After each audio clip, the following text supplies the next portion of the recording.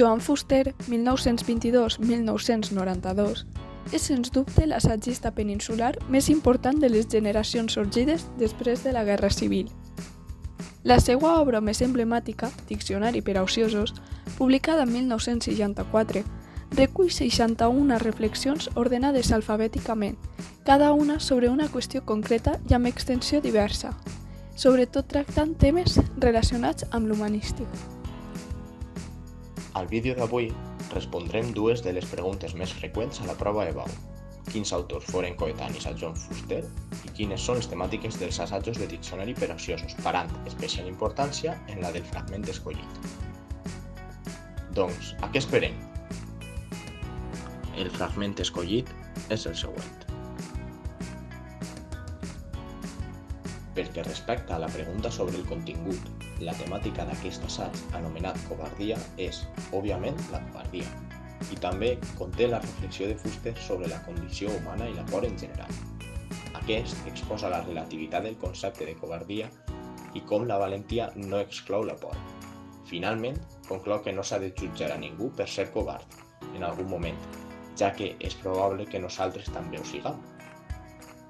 Però els assajos del diccionari per a ociosos abarquen moltes més temàtiques, tants com una apologia o defensa a la superioritat de l'escèptic en aspectes tan diversos com l'intel·lectual, el moral, el social, etc.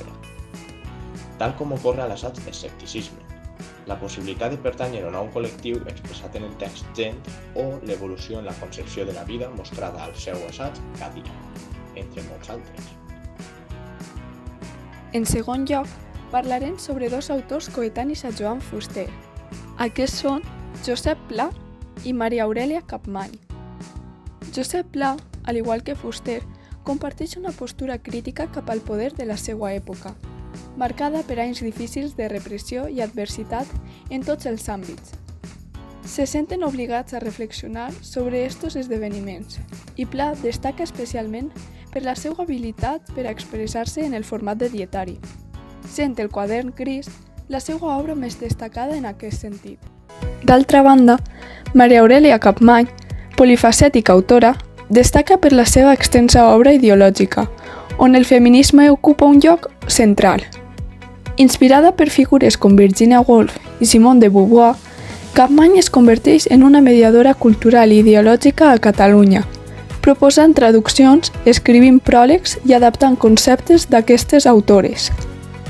Entre els seus assajos més rellevants es troben La dona a Catalunya, Consciència i situació, publicada en 1966, El feminisme a Catalunya, publicat a 1973, i Dietari de prudències, publicat en 1981. Això és tot pel vídeo d'avui. Esperem que us hagi sigut d'ajuda i ens veiem en el següent. Adeu!